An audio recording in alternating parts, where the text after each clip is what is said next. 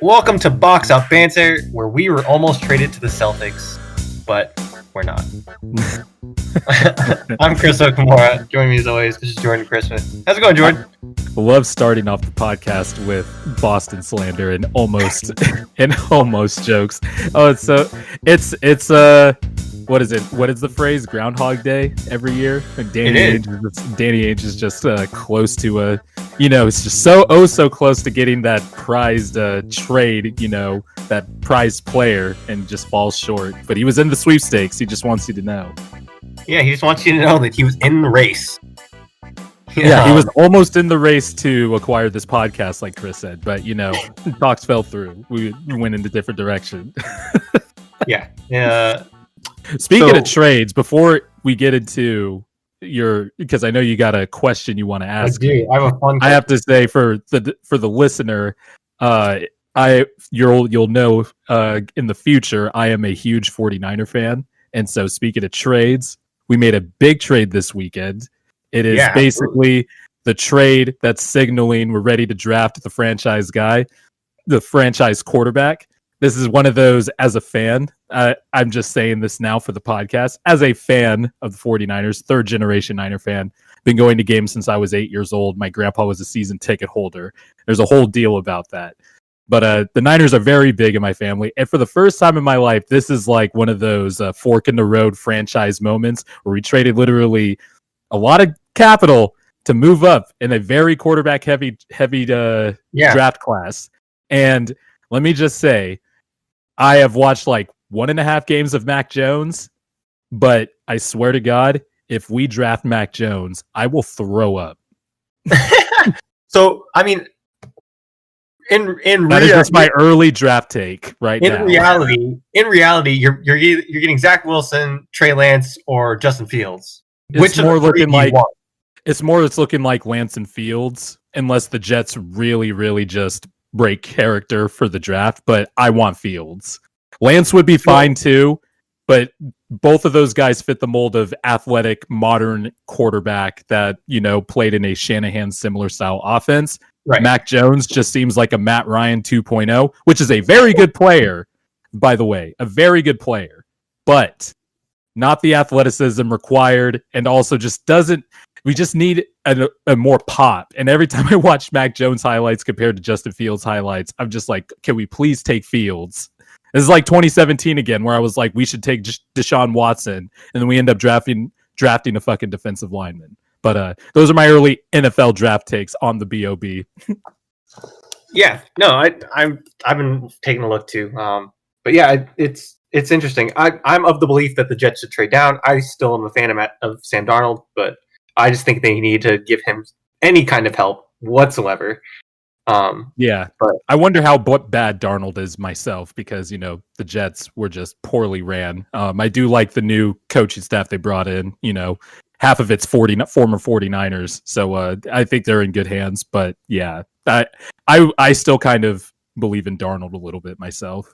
Yeah, I mean, again, I just think when he's had time and a decent amount of weapons, he's been solid. It's just a matter of he can't stay upright, and I have a feeling he's going to end up like David Carr, where David Carr is a talented quarterback, but he got hit more than any quarterback I've ever seen in my entire life. Right. And I always felt so bad just watching him get destroyed every week. Yeah, right. But going back to enough football. What's your basketball question? Going to the basketball stuff. So I do like to start with a fun question, and I got this one from sort of talking about watching Laker games with THT, where I don't know if you've watched a lot of Laker games. THT has the longest arms of any player I've ever seen, and so it makes it interesting watching him have he has some really crafty layup packages and like some really crafty ways of like around the basket stuff, and it makes him really fun to watch. And so it got me thinking about what other players, because we talk about dunks all the time and like greatest dunkers and all that stuff, but sometimes layups are even more fun to watch. And so favorite guys, like layup packages that you like, guys that stand out to you. Like Kyrie came to mind right away of like a guy that I just love to crack his basket. I would say Kyrie's right there. Steph comes up right away too. Steph comes to mind, although he doesn't attack the rim as much as those other guys do. The other guys I'm about to mention, so like Kyrie, I think Allen Iverson has a pretty underrated layup package, even though mostly we think of him as, this little cannonball that gets fouled all the time and, was powering through three people. He had a pretty finesse layup game, even though he was also a fiercely athletic point guard. I also think Derrick Rose was another one. Yeah, early Derrick Rose. I remember I was watching a Bulls Heat game. I think it was on ABC. It was when Mike Tirico was calling it, and I still go back on YouTube and I watch the highlights. But this was like the year after Derrick Rose won the MVP before he tore his ACL. It was like the season after he was taking his game to another level, and the Bulls were playing the Heat, and Derrick Rose, was on a fast break, took the ball in transition against prime LeBron and Dwayne Wade. Both jumped up, contesting the shot, and Derrick Rose contorted his body in such a way that he was under the rim and stretched his arm back out towards the rim and put some English on it and finished right through LeBron and Wade. And it was some of the most insane stuff I've ever seen. I also think early Dwayne Wade was also another one of my prime Dwayne Wade before all the injuries, after Shaq. The time between Shaq and between LeBron for the injuries, that D Wade was so special. Yeah. That version of D Wade was insane. I also think even early Dwayne Wade, even with Shaq, I remember, the playoff runs they'd have, and obviously he had acrobatic finishes, and then the one in the Eastern Conference Finals against the Pistons, I remember he flipped over Ben Wallace or Rip Hamilton, but he was basically flat on his back and did an acrobatic and won. It was a big moment in the game too. Those are probably the three I'm sure I'm missing plenty of others, but if you're talking about on the spot, I think of, Allen Iverson, of course, Kyrie, and probably early Derrick Rose. Yeah, so, just thinking about it, I was you're saying, the obvious ones come out. Dr. J comes to mind right away. Even though he's a dunker, he has some beautiful layups. Oh yeah. Even Jordan. Jordan had some great ones. George Gervin. My favorite Jordan one is the one against the Nets where he flew through four people in the air. Yeah. George has some beautiful ones. But the one that kind of stuck out to me where I watched it, and something that you don't think about when you watch him, it's Zion. Zion has some crafty stuff around the basket. Even though he's powering through, he has some finesse. And he always goes back to his left hand. That's the other thing. But the thing is, it's the way that he goes to his left hand. Yeah. Where the ways that he gets there are the angles that he finishes with too, where he takes off from. Yeah. And you don't think that a guy of that size should be able to contort in the way that he does. Mm-hmm. And he does, and it's really fun to watch. It's just the fact that he's just really huge and absurdly athletic. He can take off at certain spots too, where other guys just wouldn't think of taking off, and he can do his swoop in for a layup through the air. It's wild. Yeah, absolutely. But yeah, I fell down this rabbit hole earlier this week of just watching layups. I was like, where are the layup videos? And so I was trying to find one them. Does. Yeah, and because again, I was watching THT, and again, THT just long ass arms, reaching around people, laying up, hugging three people at once. Yeah. And you're just man, I guess to me these are a lot of these are more skillful than the dunks. Right. But yeah. No, yeah, there are definitely layups that are way more, aesthetically pleasing than the normal dunk, But yeah, I guess let's jump right into this trade deadline. Yeah, craziness that happened. Kind of a sneaky fun trade deadline. So I think me and you were both on Twitter at the same time, tweeting out about this stuff. The kind of hours before the deadline, and the first thing I do want to talk about was the Kyle Lowry no trade. That was the most weird weird thing I've ever seen, where I think me and you were both tweeting Where's he going to go? Where's this going to happen? Oh, the Raptors just made space. Like they're going to trade for it. Yeah, they're making roster space. What's happening? and then it was like, all right, deadline's passed. We're going to see in a couple of minutes where he went. And then it came out that the Raptors are keeping I went all of this for nothing. Like you saw Bobby Marks tweet, like, now remember, guys, deals can still go through as long as they're on the trade call past the deadline or whatever. So I'm like, okay, maybe the Kyle Lowry deal will break through around this time. It was like 305, nothing, 310, nothing, and it was like, okay, what the hell? And then Woj tweeted that the Raptors were keeping Lowry. Like it was weird. It was weird because the weeks leading up to it, Kyle Lowry sounded like he was gonna get traded. Like no matter where I'm going, I'll always be a Raptor. I'll retire Raptor. Had, like this emotional talk. Yeah, the podium. And then the game before the deadline on Wednesday or whatever, Lowry was playing. He walked off and gave a deuces to the camera. It was like a final interview. He gave like a final press, like a Zoom availability after the game. It was all very weird, and I was like, okay, he's got to be gone. And no, apparently he's staying. And I guess part of it was Masai felt like he was going to get more for Lowry. And look, I want to just say something, and I brought this up on my other podcast because I saw a little bit of Raptors Twitter and Bucks Twitter, even Bucks Twitter. I was surprised. They were kind of going after my guy Daryl Morey a little bit. They were saying, oh, he didn't pull the trigger for Harden, even though it's been reported 50 billion times that it was the owner more than anything that had a beef with Daryl, obviously. And then, he needs to, step it up if he wants to pay for Lowry. Look, I think Lowry would have made the Sixers, a contender in the same tier as Brooklyn for this year. But I think somebody put it succinctly on Twitter.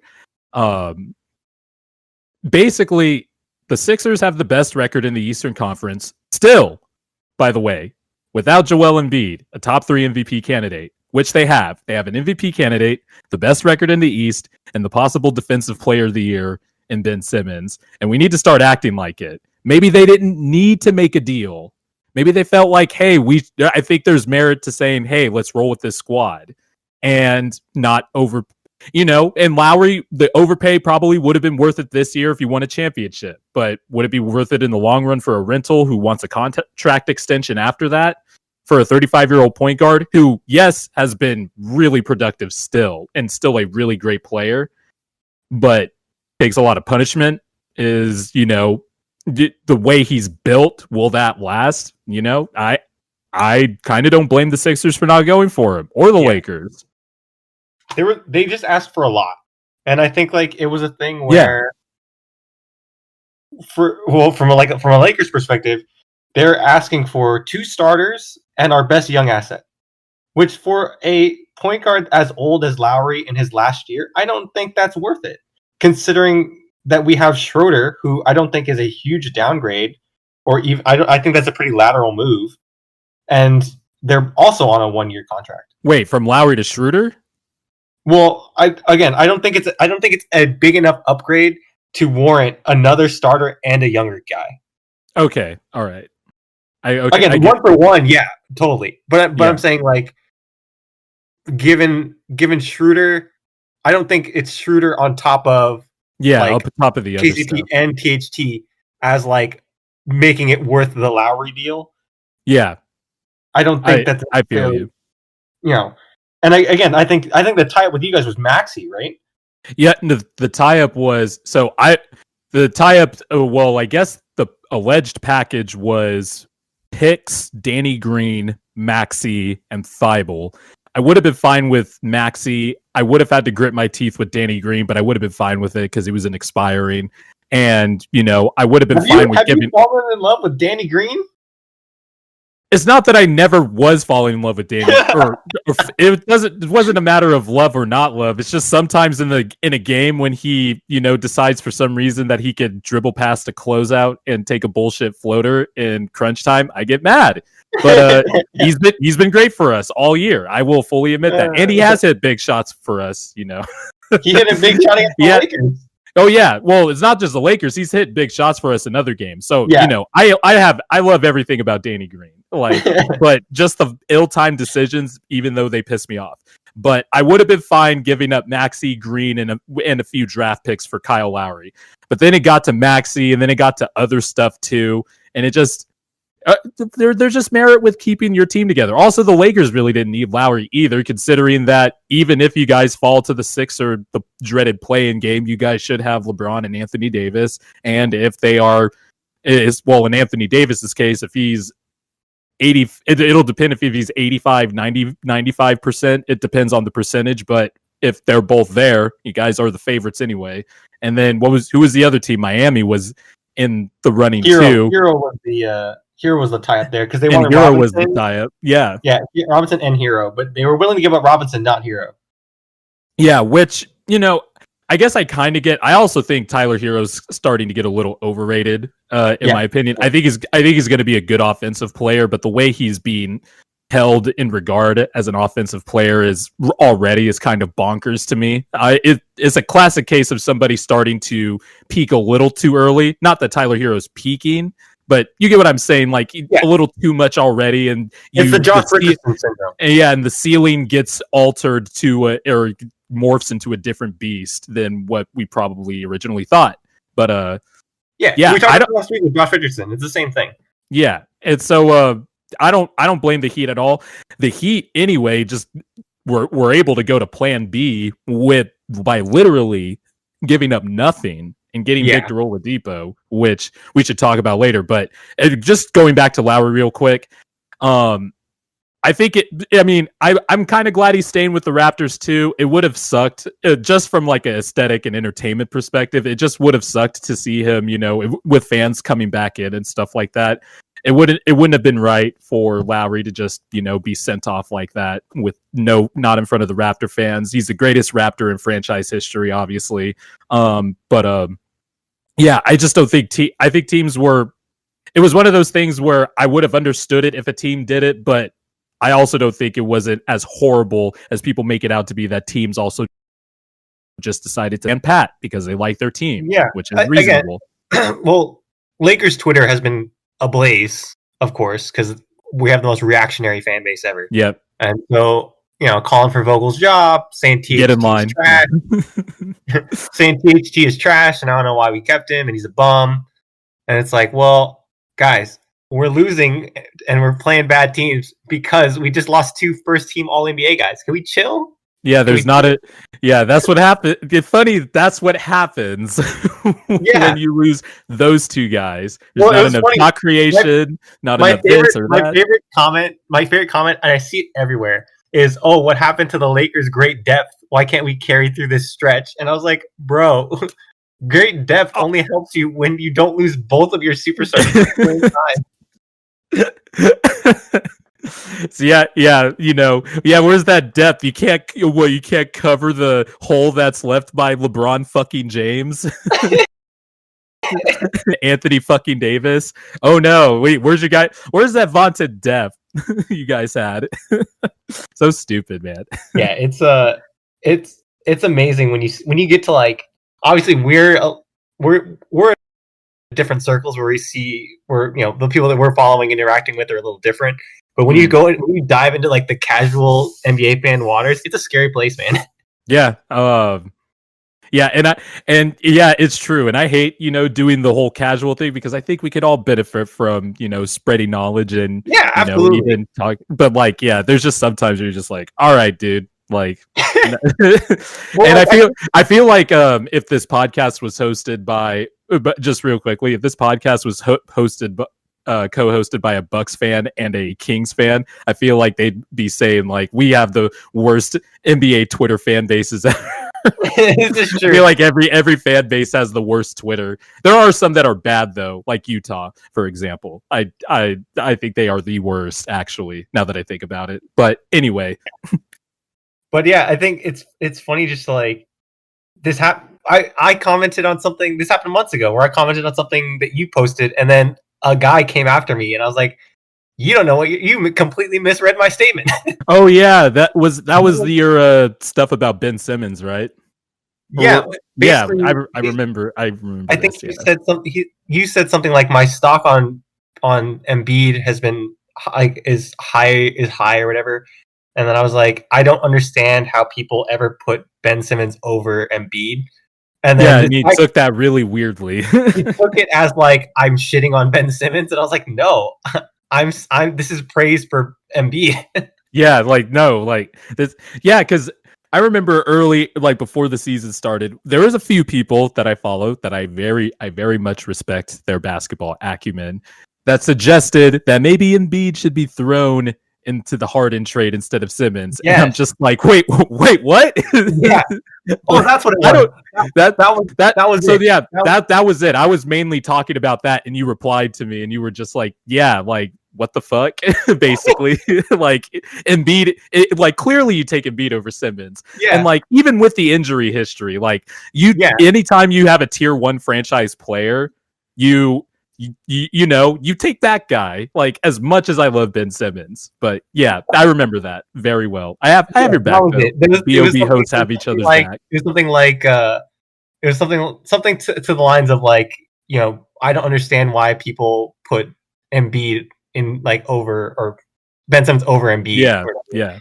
And I was like, no, it's pretty obvious. You take Embiid, and they're like, they went after me for like the Ben. Yeah, we got a straggler and come into the replies. And I was like, no, dude, you completely misread my comment. I don't understand. Dude, okay, we should before we go. We can't go any longer without talking about the Houston Rockets. And how they got absolutely nothing? What's up? How they got absolutely nothing? Yeah. How they got absolutely so basically I have a theory on this, by the way.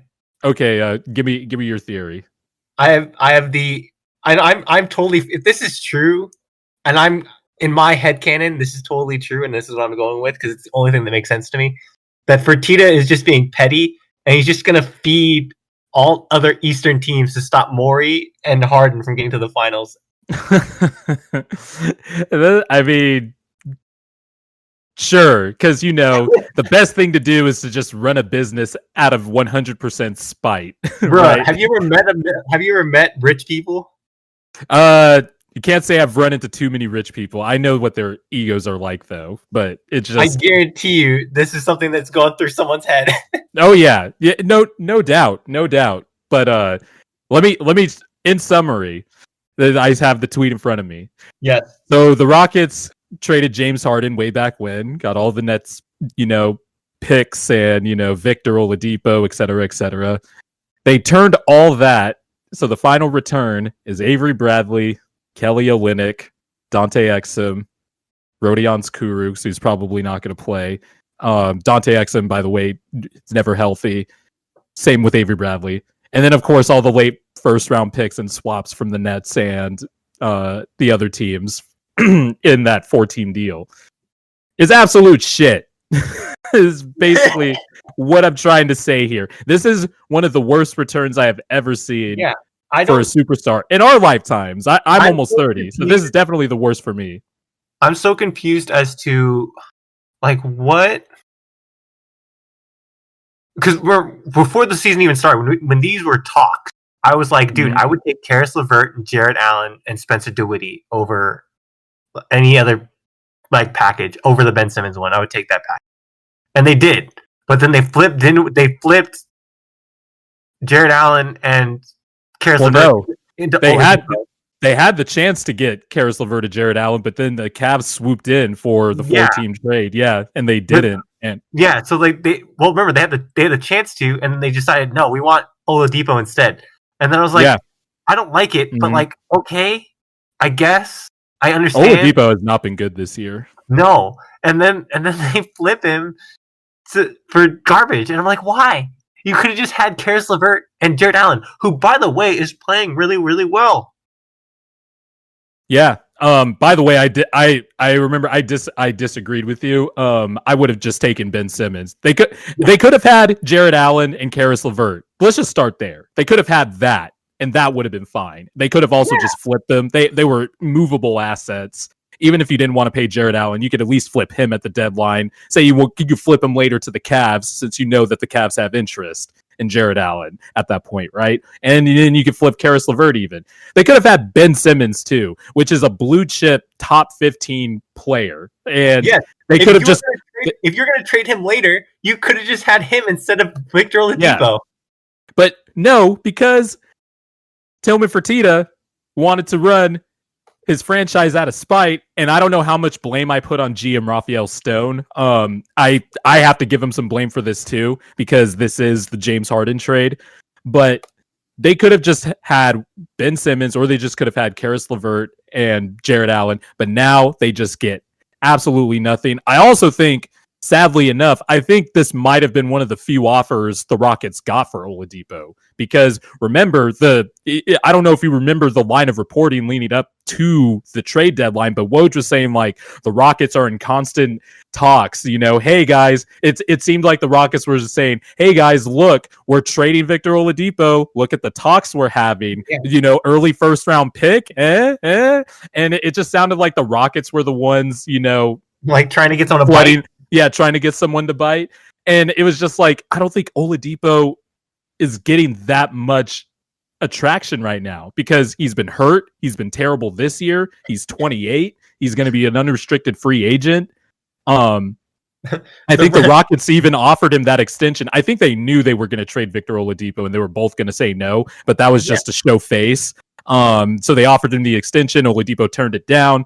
There just wasn't that much for Victor Oladipo. And conversely, that's all the Rockets could get, but that doesn't matter. They should have seen that coming. And also, they could have just taken Karis LeVert or Jared Allen or Ben Simmons. It's terrible, man.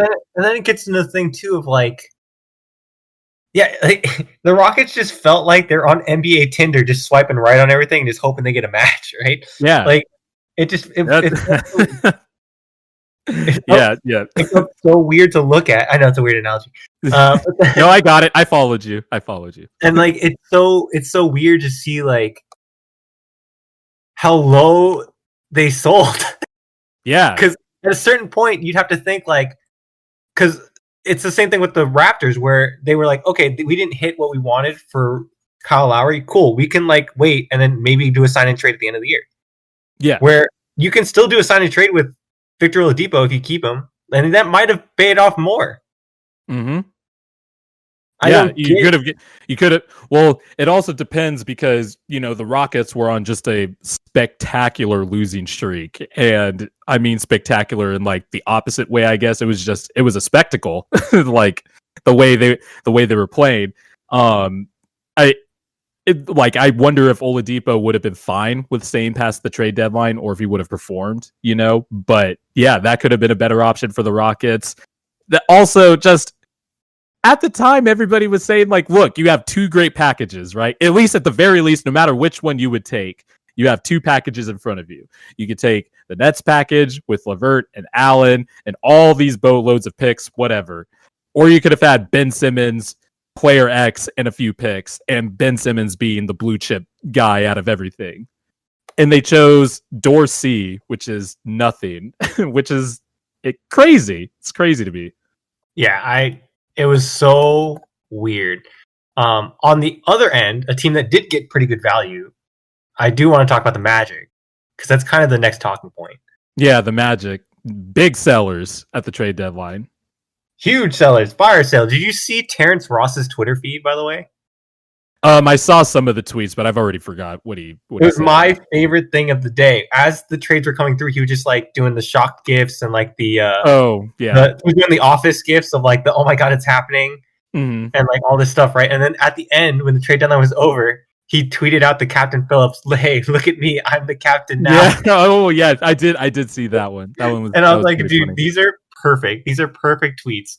Someone needs to hire Terrence Ross to do social media at the end of his career. It's kind of weird how trade rumors have evolved now to the point where it's being talked about on NBA broadcasts now. Players have been reacting to it the last 4 or 5 years. I don't know, ever since I just felt like maybe, obviously, I could be wrong, but like it just felt like whenever Woj was at Yahoo and he started tweeting out draft picks early and stuff like that, I just felt there was like a shift in the force or something like that at that point. That might have been the turning point because like I don't even.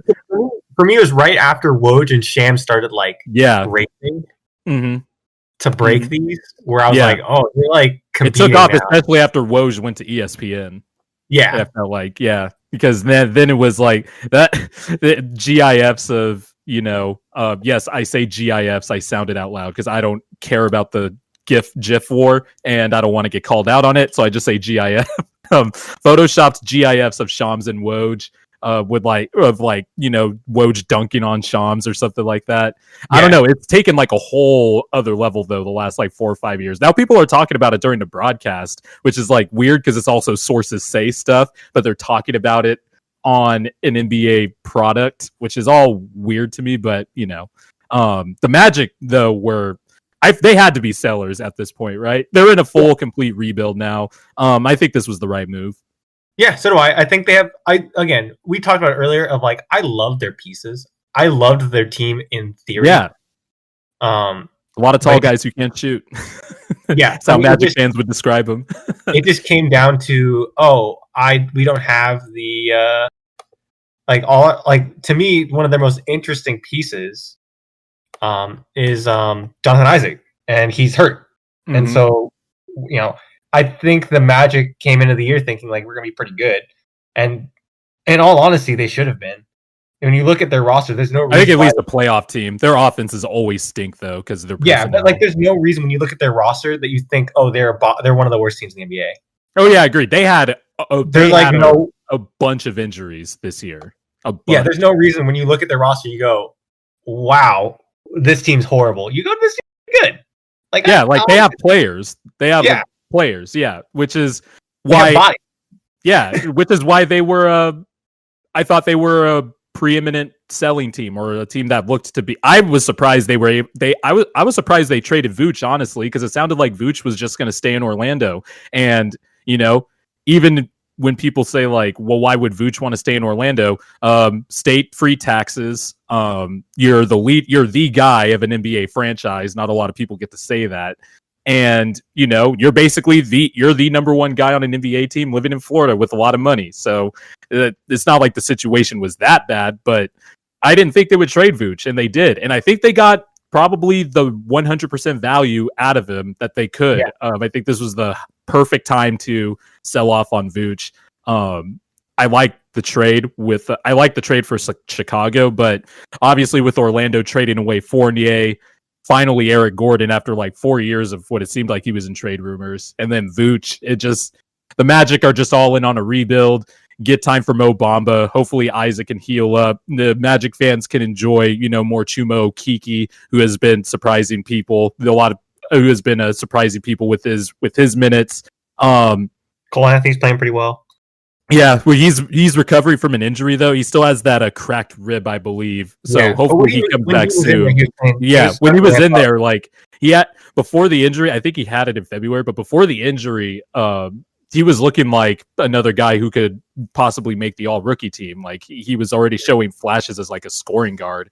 They're not going to be good. I like RJ Hampton. He was a dog whenever he got minutes in Denver. Also, this will be a chance to maybe rehabilitate Wendell Carter Jr. because I think there is a good player in there somewhere. I just think almost 2 full seasons under Jim Boylan would stunt anyone's growth. In anything in life ever. No, but in all seriousness, I think Wendell Carter maybe just needed a fresh change of scenery. Maybe they could get weird and play some Bamba Carter lineups.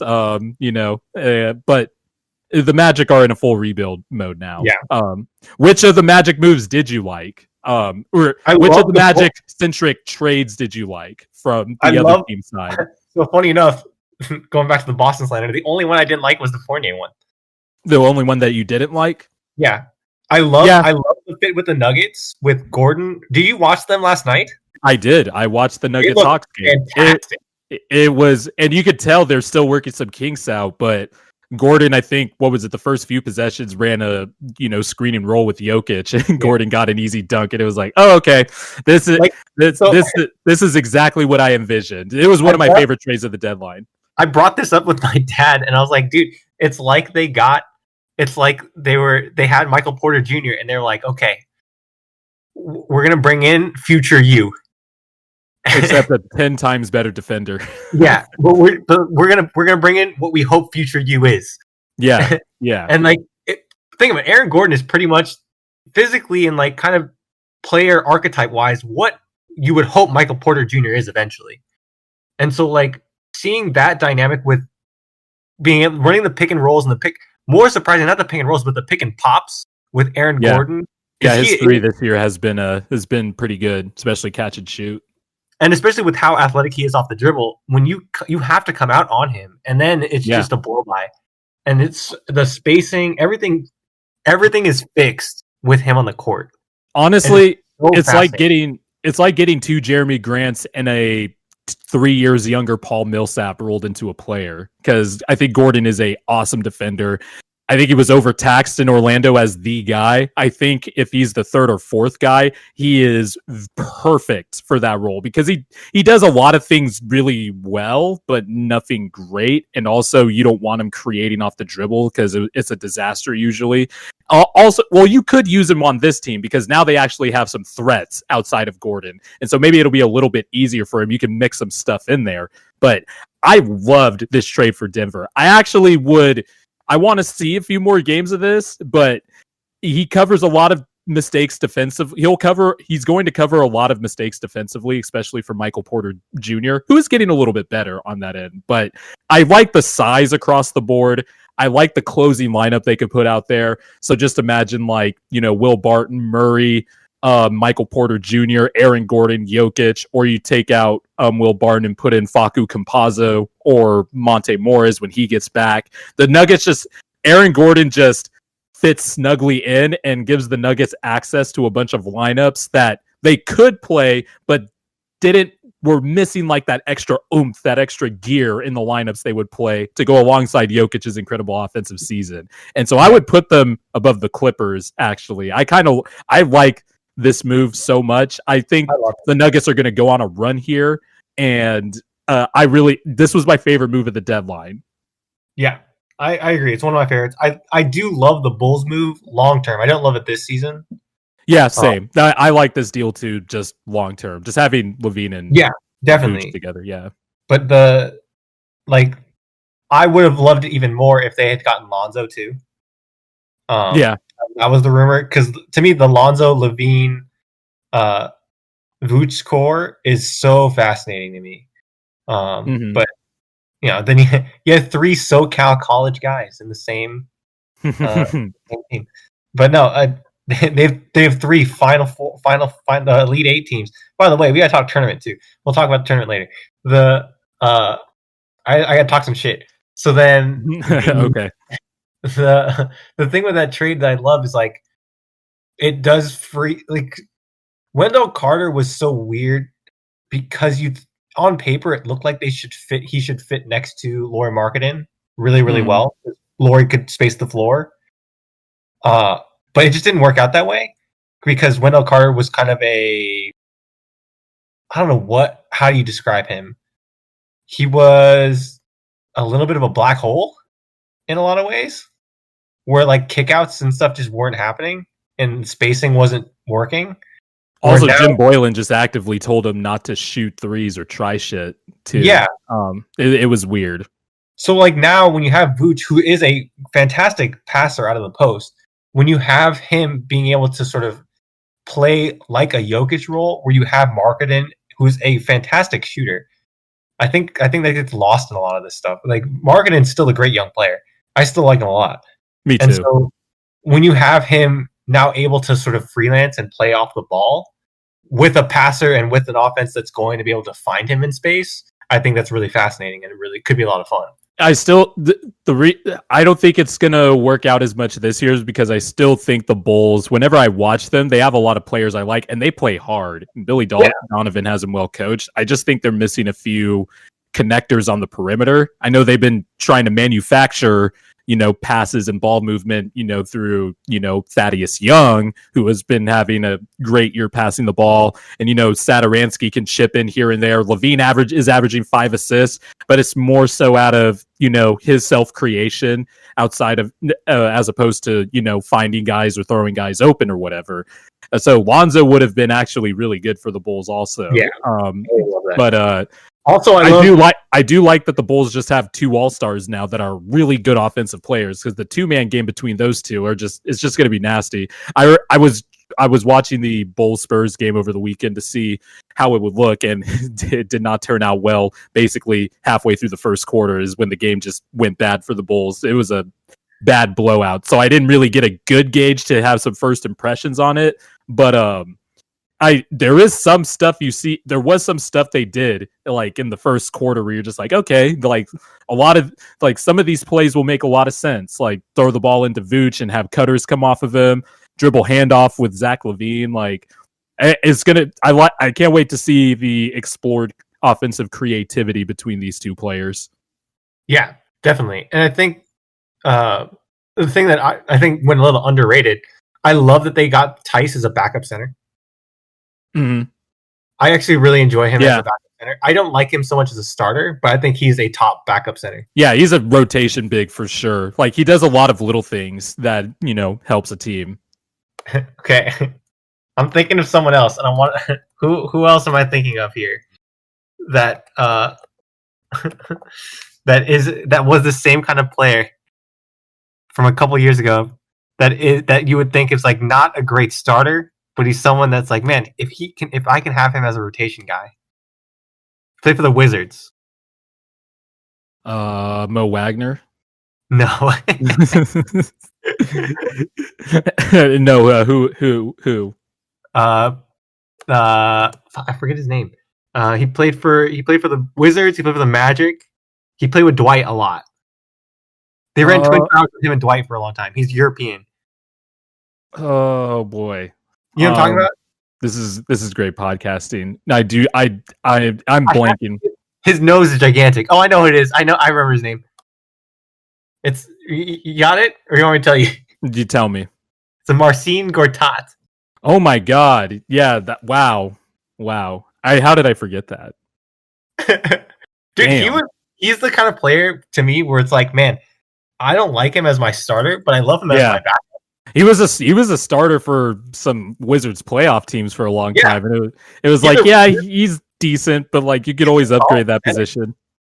Yeah, he's a solid center, but like to me, if you can have him as your rotation like 6th, 7th guy, backup center, I think he's great. Yeah, so it's got you think of Tyson. I'd agree with that. Yeah, Tyson would be in that same mold. Although I would say, I have him in that like Birdman role too.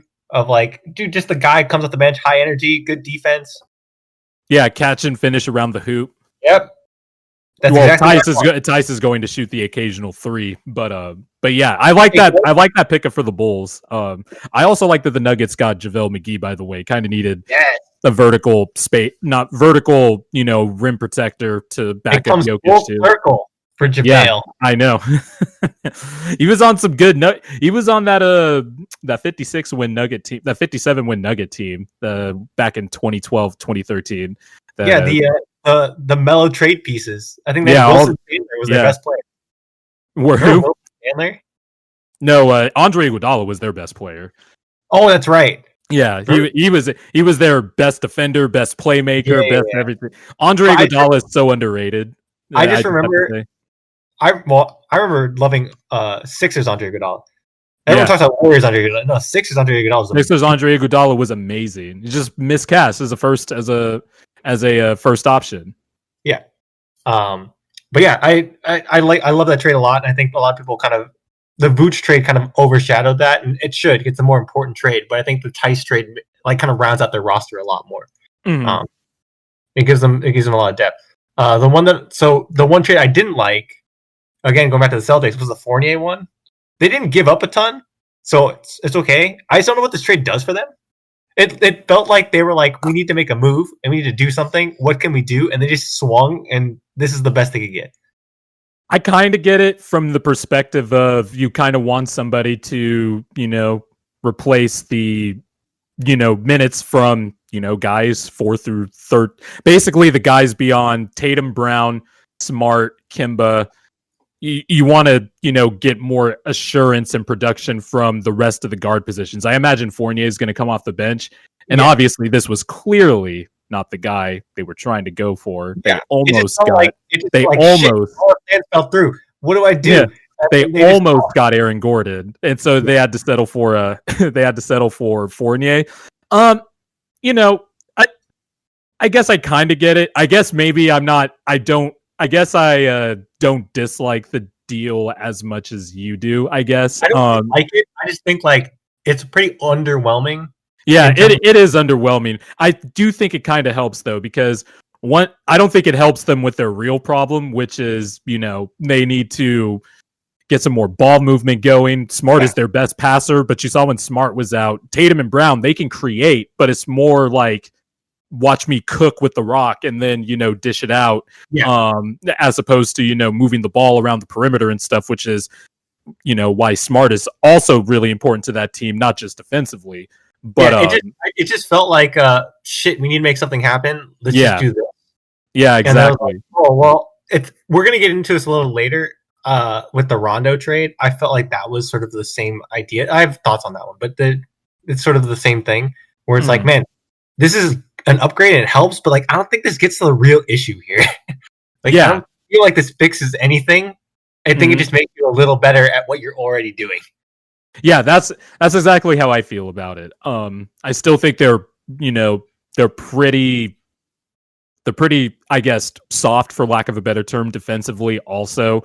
And then they gave up, Robert Williams has been incredible this year, by the way. He's really taken a leap as a third-year player, and he's become a really good passer too. So that's probably why they gave up Tice, although Tristan Thompson's been bad this year.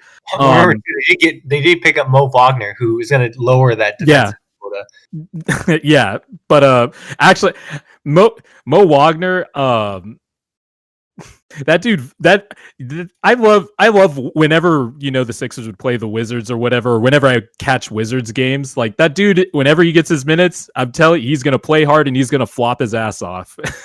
and if he gets that ball, he's gonna launch it. Yep.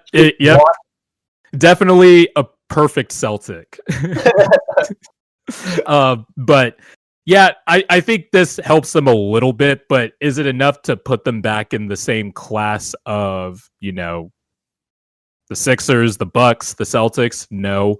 I think there's just a lot going on with this team. And right now they're in the play-in. They're the 7th seed. They would be playing the Heat in the play-in. That would be a hell of a... Or no, they wouldn't be playing the Heat in the play-in. Both of those teams are in the play-in, though, which is crazy. But yeah, I guess you're right. The Fournier move was underwhelming, but I guess I get it. Yeah, I get it. It just seemed like a real panic move, and it's something where it's okay, whatever. Yeah. They didn't give up a lot, so I'm not mad about it. I don't think they get fleeced, but man, I was okay, whatever. Yeah, yeah. So yeah, I think there's the rest are kind of smaller deals, like the Mavericks getting Redick, I think is huge, and Melly, I think is huge. Luka, they were we're gonna put shooting around Luka, and let me tell you, Luka's been on fire for the last 25 games. He's finally in shape and all that. And now they have a bunch of shooting, or they added more shooting. I think they were missing Seth Curry, which ended up being a masterstroke of a trade by Daryl Morey. Yeah. But JJ Redick provides some of that historic 3-point shooting along with the ball movement. Redick brings gravity in a different way than Seth did. JJ just moves all over the floor. Nico Melli is also was a really good shooter whenever he got minutes with the Pelicans. So I like that move. I want to talk about my team's George Hill trade. The George Hill trade. So I think this was a perfect pivot for the Sixers to once they got out of the Lowry sweepstakes. I know George Hill isn't somebody that's going to throw off the balance of the Eastern Conference or whatever, but I think sometimes, and correct me if I'm wrong here in my assessment that I'm about to give, but I think sometimes when a player like George Hill gives a team like the Sixers the ability to run lineups that they have been running, but not as optimal, not as player fitting. With George Hill, gives the Sixers a little bit more. They could run the lineups a little bit better. You could put 2 guards out there instead of like Seth Curry and Danny Green as a small lineup, quote unquote. You could put George Hill, Danny Green, Tobias, Ben Simmons, and Embiid, or more bench lineups where Ben Simmons can play with the bench because they have shooting around him. I think sometimes getting a player that can unlock lineups that I think could be impactful in a potential playoff series, such as letting Ben being able to play with more shooters and ball handlers off the bench with the bench lineups. I think that's sometimes as important as acquiring a big name player, because having more access to lineups, I think, to swing a playoff series, that's huge. That's huge. And so I like it from that perspective. We needed another guard, a professional point guard, somebody who could play on and off the ball, is a solid defender. He shot 46% from 3 with the Bucks last season. And was doing well with the Thunder before he had right thumb surgery. But I like this pickup for the Sixers. And I think getting the lineups more access to lineup versatility or to run lineups more smoothly, I think was just as important in this deal. Yeah, completely agree. I think for teams in sort of the leaders spots and like the teams up top, I think it's all about the lineup versatility. That's why I love the Aaron Gordon trade so much. It gives them so much different versatility in the lineups. I think even the Lakers picking up Drummond, I think gives them a lot more versatility. That's why I'm so weirded out by this Rondo pickup by the Clippers. I think it's smart. I think it's something that they do need of like a creator, and something that we brought up a couple of times. But it still doesn't solve their problem giving them someone that can get easy baskets at the rim. Yeah. Like you're still having this issue where now he What's up? I said it's alarming how much they shoot jumpers now. Yeah. And it's fascinating because they do have a really good offensive rating. I think they're second in the league in offensive rating, but their fourth quarter rating is absolutely terrible. And it's because they're taking these jumpers all game. And eventually they're going to drop off or their leg is going to give out, and Kawhi doesn't look the same in the fourth quarter. And I don't know, obviously playoff Rondo is a little bit of a different beast, but I don't even know if playoff Rondo is still not someone that gets you easy baskets. He is someone that helps create easy baskets for other people. But even then, if you're creating more jumpers, it's just more of the same problem. They don't have a single slasher on their team or an inside scorer. They have all these guys that are jump shooters, and it's so weird to watch them play half court offense. Yeah, I guess you're paying a premium for I guess how many games you get out of playoff Rondo, quote unquote. And it does solve a little bit of their setting the table problem. But to me, the bigger problem is their defense is just not the same, especially their defense at the rim, which is also, I think, part of the reason why their offense it goes in the fourth quarter, because they can't get easier shots off of stops. And so that was kind of the one thing where... Think about it. When a game slows down, especially in the playoffs, it's all about inside scoring. It all goes down eventually to inside scoring and easy baskets. Even in the era of threes, in the playoffs, when things slow down at the end of games, it all boils down to who can get easy baskets inside and who can stop easy baskets. And we saw it last year with the Lakers with their size and their inside scoring with Anthony Davis and LeBron James. We saw it with we see it with the Nuggets, where they just pick and roll people to death, and then they get wide open jump shots because you're so concerned with this Jokic inside game. Even Embiid's killing people down low, and stopping people from scoring, and all this stuff. And the Clippers do neither of those well. They do, they do none of that. And so and plus the pressure that it puts on your team when you're giving up layups and you're missing jumpers. The pressure that it mounts over the course of a game to have to make these shots mentally is taxing over the course of a season. And also, I don't know what's going to happen. And again, Rondo doesn't help with any of these problems. He actually makes it worse. Yeah. With how wide screen door he is. I mean, okay, maybe not worse because he's not worse than Lou Williams, but it's. I was going to say, I think not having Lou Williams for this playoff run might be actually good for the Clippers. Playoff Rondo is better than playoff Lou Williams, who has been one of the worst playoff performers of the last decade. So I think it's an upgrade from that perspective, but you're right. It doesn't solve my main issues with the Clippers. Ibaka's been hurt, so their rim protection has that could help a little bit, but even with him there, they've been allowing a lot of easy shots at the rim, and they're bottom third in defensive rating. There's just the Clippers have a high offense, but they shoot so many jumpers. It's very alarming to me that they rely so much on it and don't get to the line at all, because you do need easy points. Part of getting easy points also is getting to the free throw line, and they just don't do that. And it's why, even though they're a contender, I put them in the contender tier. They're probably the contender that I'm worried about the most if I'm looking at it just from a bird's eye view, because just because of those exact flaws. As great as Kawhi and Paul George have been, Reggie Jackson still getting minutes. Nicholas Batum, he's starting now and all that, but he was probably your third best player. Yeah, but it's kind of an issue when he's one of your most important players, right? I don't know.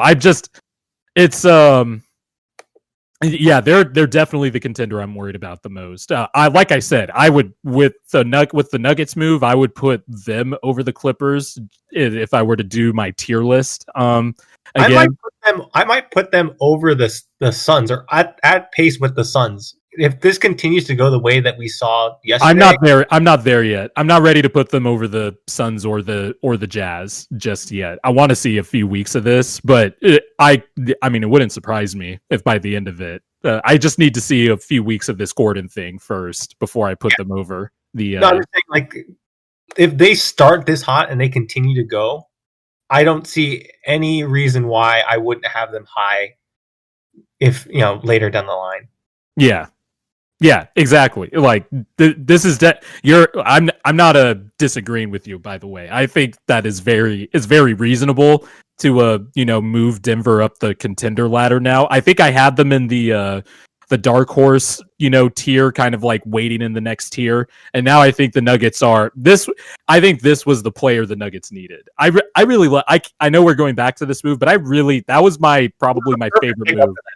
It was a really good pickup for them. I didn't think they were gonna get Gordon either, so it was just whoa, okay, now we're cooking with something here. Because I really like that move for the Nuggets. Also, Bo's hitting step back threes now. Yeah, I know that crossover step back was wild. I was like, Jesus, a lot of people are doing that now. I can't wait to. After the tournament's over and stuff, I've missed a lot of the Sweet 16 this weekend. But I want to, once the season's over and I start diving into prospects, the college season's over and I start diving into prospects a little bit, I can't wait to watch more Evan Mobley film, because did you see his dunk yesterday? Yeah, I saw quite a few moves from Mr. Mobley yesterday, and the handle, the passing, and the defense. That combination alone is lottery pick, lottery pick automatically. Yeah, a lot of people had him too. You said? Yeah, I have him too. Oh yeah, obviously behind Cade Cunningham, which is probably everybody's top 2 right now. I also like Jalen Suggs. I'm just gonna put that out there. It's not like I'm groundbreaking or anything like that. But I think I'm lower on most people on both Jalen's. On who was the other Jalen again? Green. Yeah, Jalen Green. That's who it was. Yeah. I think I'm lower than most people on both of them. But I think to me, Mobley and Cade are the two top tier clear picks. They're the Ja and the Zion to me. And there's a pretty, not big drop off, but an RJ Barrett size drop off to me. I can't wait to dive in. I can't wait to dive into it so I can see and rank the players, because this draft class seems to be interesting. But it really is. I do want to talk about this real quick though. Everyone in the world talking shit about the Pac-12 and how the Pac-12 garbage, and it's the worst. I'll let you have the floor. Go for it. It's the worst conference in college basketball, and they're playing terrible and crappy, and they look horrible. And now we have 25% of the Elite Eight, and we had a it could have been more because we had a team kill in the bracket. So we could have had more Pac-12 teams if Pac-12 teams weren't killing each other. And so I just want to say shout out to USC and UCLA for doing work and doing their business. My dad won't shut up about it because so Johnny Zuzang, who's the kind of star guy for UCLA, grew up around here, and so he's my dad knows him since he was little, or since he grew up, and then knows his mom pretty well. And so my dad keeps watching UCLA games and telling me, like, hey, I know that guy? I was like, yes, I know you know that guy. And so my dad keeps talking about how he's going to be a lottery pick and how he's great and all this stuff. And, I guess my dad's gone to a bunch of games of his. He grew up around here. So my dad went to like a lot of the high school games and seeing him play and stuff like that. But yeah, he's been playing great. And so, yeah, shout out to those teams and shout out to everyone on the East Coast and all these sports writers. Next time you watch a UCLA game with your dad, you can finish his sentence when he's like, "Hey, did you know it? Yes, I know you knew that guy." And so, a lot of UCLA popping off. I feel it. You guys are in the Elite Eight. You guys were a lot of people were doubting you guys as the 11th seed too, that you could get this far, and pop your collar a little bit. I feel it. Hell yeah! But also watching it, no one's gonna beat Gonzaga. Yeah,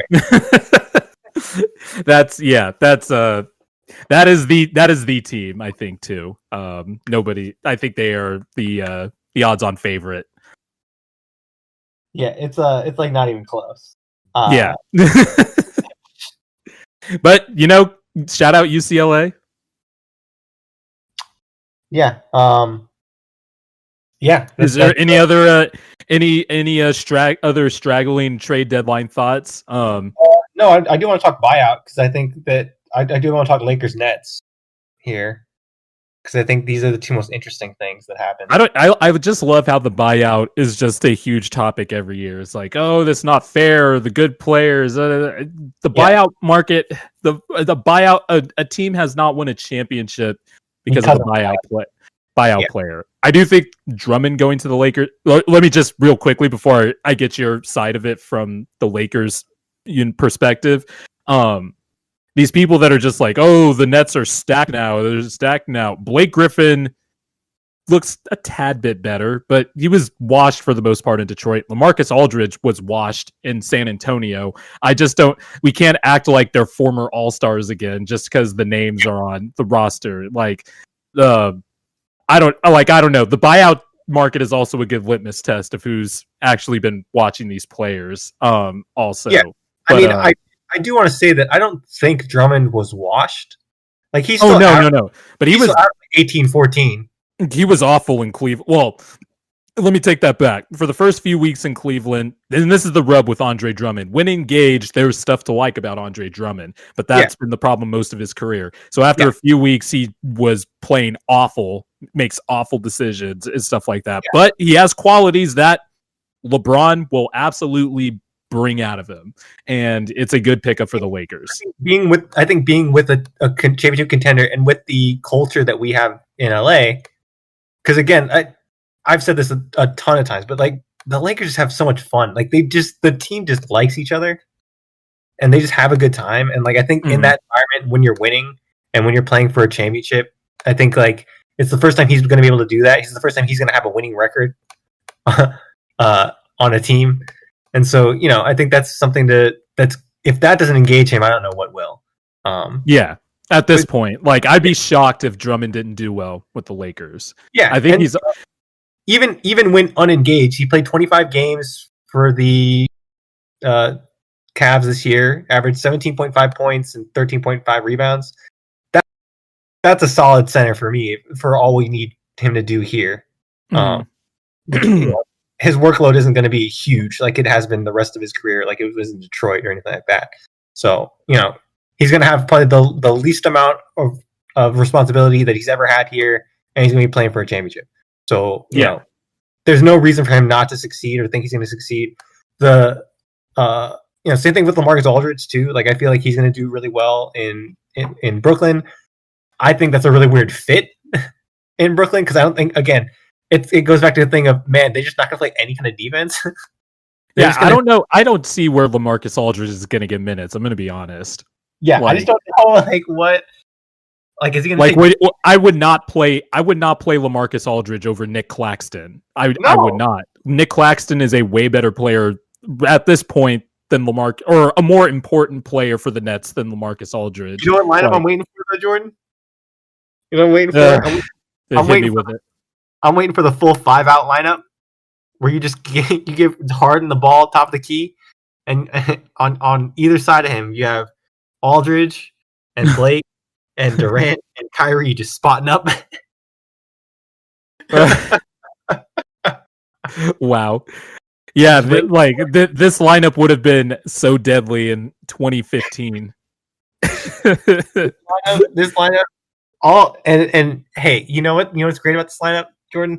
They don't even run back on defense. They just let you score. Yeah, they let you score. And if they get the ball, they don't even move from their spot. They just LaMarcus Aldridge is standing right in the same spot. He's not moving a muscle. He'll score on women and just be like, "Go ahead." Dude, everyone knows the Aldridge spot. It's the right side elbow, and he's gonna chill there. Yep. Catch it, back to the basket, and fade. It'll be either the post up back down fade or the face up game. Like the post up that turns into a face up. That's all LaMarcus. He does. Yep. That's LaMarcus Aldridge. And that's been LaMarcus Aldridge for the past decade. That's all he does. And then the Nets will be like, you know what? If Aldridge just has to stand on defense, I don't want to stand on defense. Let's just let him score. Like, I don't know, man. Like, everybody's like, it's just funny that, and you know, there's inevitably going to be bitching on, the internets and all that stuff. But I just don't see how this was some unfair thing. The team was already unfair the team's unfair because they have, Irving and Harden, and Kevin Durant has only played 19 games this year, and they're still this good. Yeah. It's not, the Nets are not gonna I saw like the whole, if the Nets don't win the championship this year, they're gonna get it worse than the 2016-17 Warriors. It's like, really? Like, because that Warriors team is like arguably the best team ever.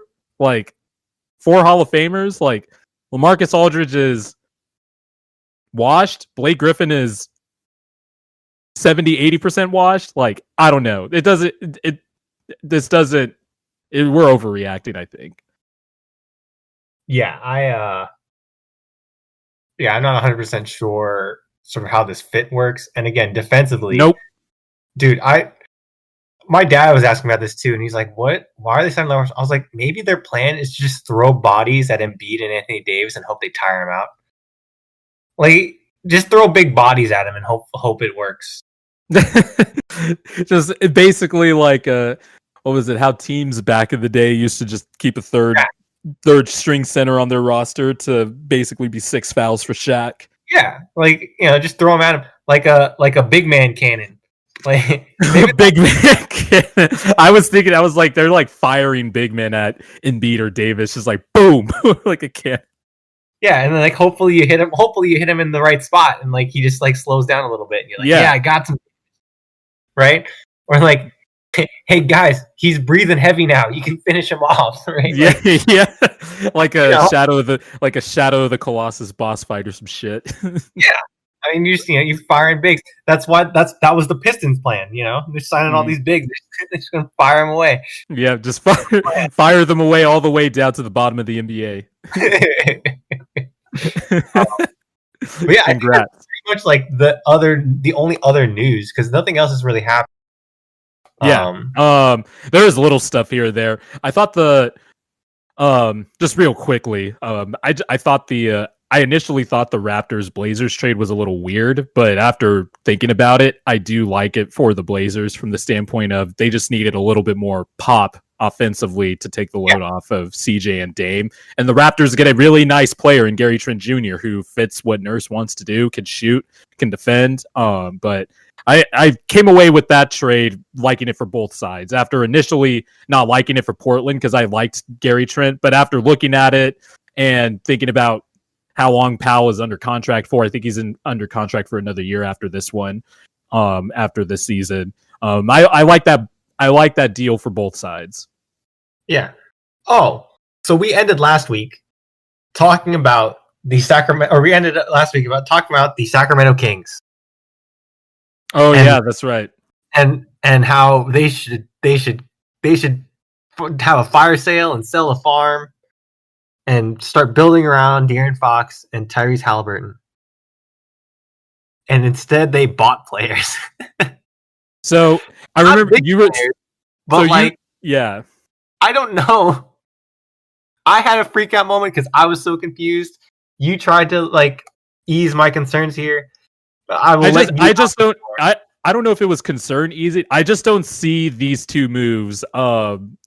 So for people who are listening, the Sacramento Kings traded basically 1 second rounder for DeLon Wright with the Detroit Pistons, and then they traded another second round pick to the Raptors for Terrence Davis. And I get what you're saying, but I really don't see these moves as big buy now moves. I see them as to me, a buy now move would have been spending first rounders, which would have been a big no to me, obviously, because the Kings suck and they need that first round pick.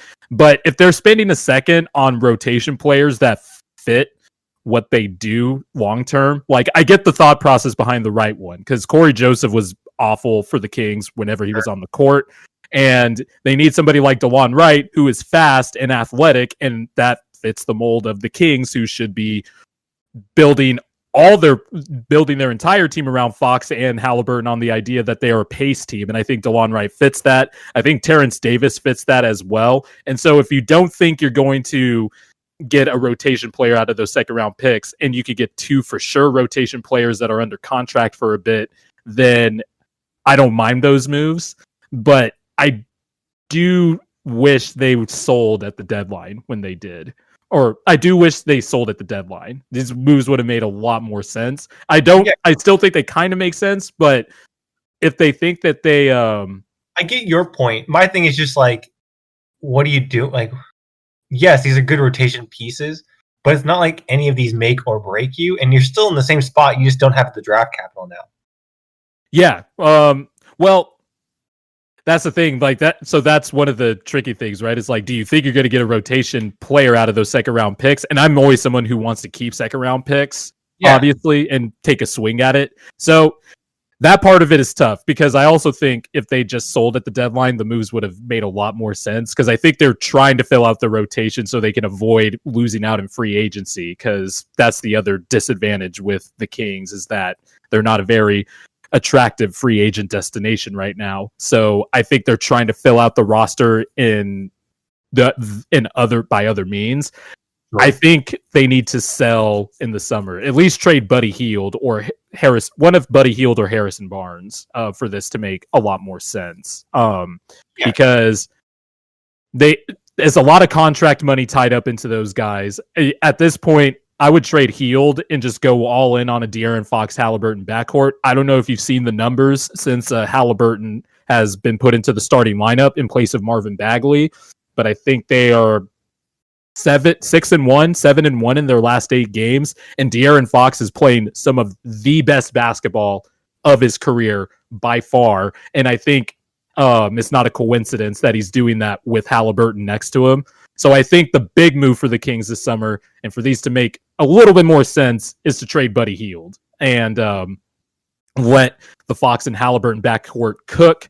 Harrison Barnes has been fantastic. I think the Kings should keep him, because he is one of those in the same Aaron Gordon mold, where he unlocks versatile lineups. He can defend 1 through 4, and he's become a really good shooter and a really good offensive player. So I get your concerns, but I also get why the Kings did it. I think it was more clever maneuverability with second. I don't think giving up 2 second-round picks for 2 players that are going to play for you down the road is that bad. If it was a first-round pick, I would have had a heart attack. Kings fans all would have had a heart attack. But I get your concern. I mean, to me, it's just a thing of like, you guys move the needle, or they don't do anything for you, and then the draft picks, even if you're not hitting on the draft picks, those are always good for trades down the line, especially. Oh, for sure. I agree. Especially like if you want to package them in with something bigger. Like sometimes we want to trade Buddy Hield, throwing in an extra second round pick or 2 can really get you something great in return instead of something that's, instead of taking a loss on it. Yeah.